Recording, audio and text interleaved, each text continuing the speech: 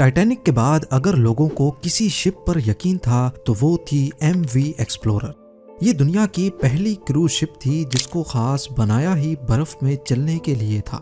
इसकी परफॉर्मेंस इतनी अच्छी थी कि इसने एंटार्क्टिका में कई शिप्स को रेस्क्यू करने का रिकॉर्ड भी बनाया है। लेकिन 23 नवंबर 2007 की रात को काले और वीरान सदर्न ओशन में इस शिप के साथ एक ऐसा हादसा पेश आया कि इसको बीच समंदर में ही अकेला छोड़कर निकलना कैप्टन की मजबूरी बन चुकी थी। जेम टीवी की वीडियोस में एक बार फिर से खुशामदीद।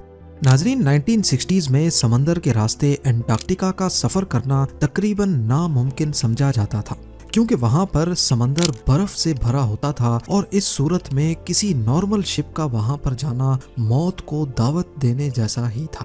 मगर एक स्वीडिश अमेरिकन बिजनेसमैन एरिक लिंडब्लेड ने इसे चैलेंज समझकर कबूल किया और एक ऐसी शिप बनाने का इरादा किया जो बाआसानी एंटार्क्टिका का सफर कर सके, और जो लोग एंटार्क्टिका देखने का ख्वाब रखते थे वो अपना ख्वाब पूरा कर सकें।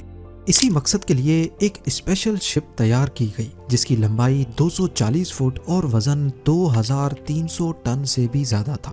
इस शिप को लिंडब्लेड एक्सप्लोरर का नाम दिया गया। एक्सप्लोरर का कंपैरिजन अगर इतिहास की मशहूर शिप्स टाइटैनिक या फिर RMS ओलंपिक से किया जाए तो ये उनसे छोटी तो जरूर थी, मगर मजबूती में इसका कोई जवाब नहीं था। ये वो पहली क्रूज शिप बनाई गई थी जिसका मकसद पैसेंजर्स को एंटार्क्टिका के बर्फीले पानी की सैर कराना था। नॉर्मली ये काम आम शिप्स नहीं कर सकती। अगर कभी शिप्स को बर्फीले समंदर में जाना हो तो उनके आगे आइस ब्रेकर लगाया जाता है, लेकिन ये आइस क्लास 1A शिप यानी इसको बर्फ में चलने के लिए आइस ब्रेकर की जरूरत नहीं थी, बल्कि इसका बाव ऐसे डिजाइन किया गया था कि शिप के वजन से ही बर्फ टूटती जाती थी। इस शिप में 104 पैसेंजर्स और 54 क्रू मेंबर्स के लिए जगह मौजूद थी। क्रूज शिप में तमाम लग्जरी फैसिलिटीज के साथ साथ एक और चीज भी थी जो MV एक्सप्लोरर की शान में इजाफा कर रही थी, क्योंकि इसे खास तौर पर एंटार्क्टिका के सफर के लिए बनाया गया था और वहां मौजूद बर्फ से महफूज रखने के लिए इसके हल को डबल लेयर में बनाया गया था। लॉन्च होते ही ये शिप पूरी दुनिया में फेमस हो गई और लोग इस पर सवार होकर एंटार्क्टिका जाने की ख्वाहिश रखने लगे। असल में पहले इसका नाम तो लिंडब्लेड एक्सप्लोरर रखा गया था, लेकिन वक्त के साथ साथ इस शिप के ओनर्स भी बदलते रहे और 2004 में आखिरी बार इसको Toronto based travel company gap adventures ने खरीदा, जिन्होंने इसका नाम MV एक्सप्लोरर रख दिया था। इसके बाद ये किसी और मालिक के कब्जे में नहीं आ पाएगी, ऐसा किसी के वहमो गुमान में भी नहीं था। 2007 तक MV एक्सप्लोरर एंटार्क्टिका के 250 कामयाब सफर कर चुकी थी, लेकिन इसी साल के नवंबर में इसको एक ऐसे सफर पर रवाना होना था जहां से लौटकर ये कभी वापस नहीं आएगी। ये नवंबर 2007 था। MV एक्सप्लोरर अपने 19 रोजा सफर के लिए बिल्कुल तैयार थी। इसको अर्जेंटीना के शहर उसाया से स्टार्ट लेना था और फॉकलैंड आइलैंड से होते हुए साउथ जॉर्जिया आइलैंड और फिर एंटार्क्टिका तक पहुंचना था। 11 नवंबर 2007 को MV एक्सप्लोरर में 100 पैसेंजर्स और 54 क्रू मेंबर्स एक बार फिर से एंटार्क्टिका के इस हसीन सफर के लिए रवाना हुए। यहाँ तक सब कुछ नॉर्मल चल रहा था, किसी को भी अंदाजा नहीं था कि इनका ये हसीन सफर इनको किस मुसीबत में धकेलने वाला है। MV एक्सप्लोरर के कैप्टन 49 इयर्स के बेंट वाइमन थे। वो हजारों बार इस बर्फ से भरे समंदर पर शिप्स चला चुके थे और इसी एक्सपीरियंस की वजह से ही पैसेंजर्स खुद को महफूज समझ रहे थे। पर एंटार्क्टिका के शिप कैप्टन्स चाहे कितने भी एक्सपीरियंस्ड क्यों ना हो, वहाँ की बदलती कंडीशंस की वजह से हर बार मुख्तलिफ मसाइल का सामना करना पड़ता है और हर बार एक नया चैलेंज उनके लिए तैयार होता है।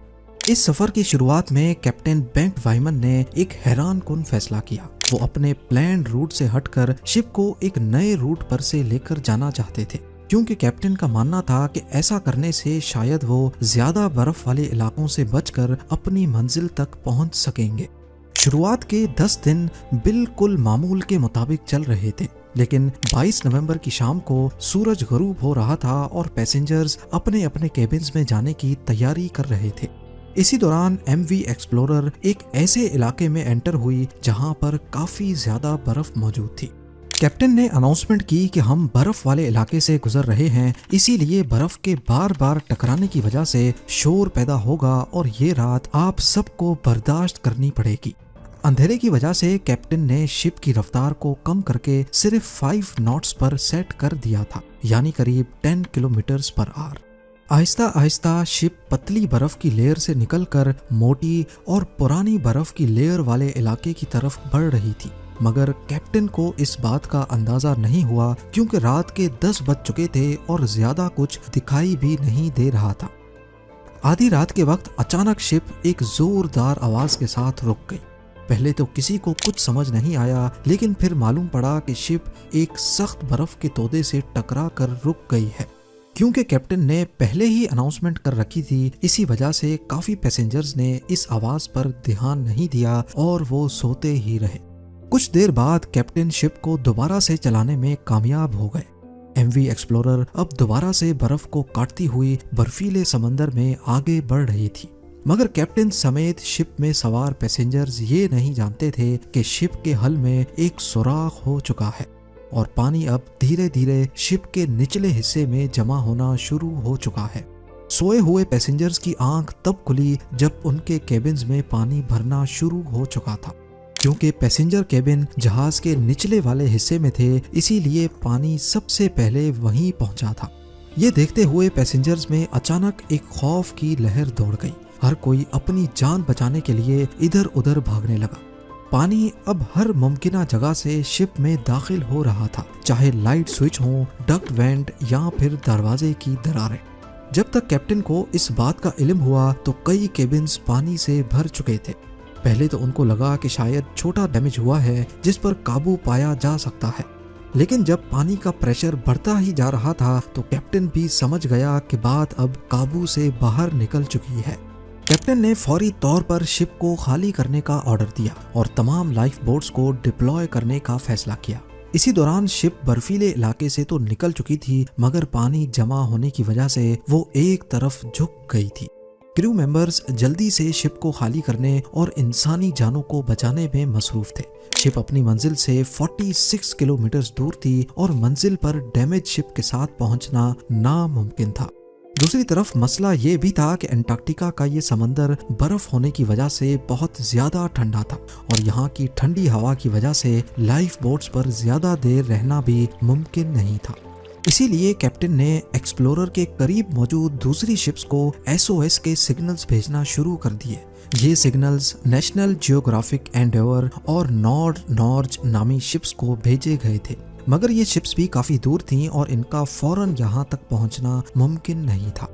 आहिस्ता आहिस्ता पानी MV एक्सप्लोरर के सेपरेटर रूम में जमा होना शुरू हो गया।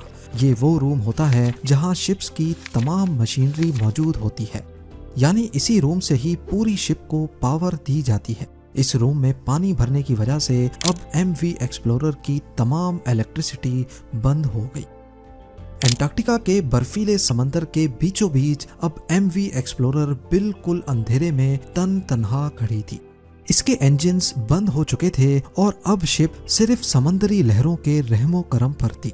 कैप्टन को जहां एवैक्यूएशन की फिक्र थी, वहीं अब उसको एक और ख्याल भी तंग कर रहा था। अगर शिप का इंजन दोबारा से ऑन ना किया गया तो तेज हवाएं और लहरें शिप को दोबारा बर्फ वाले इलाके में धकेल सकती थी।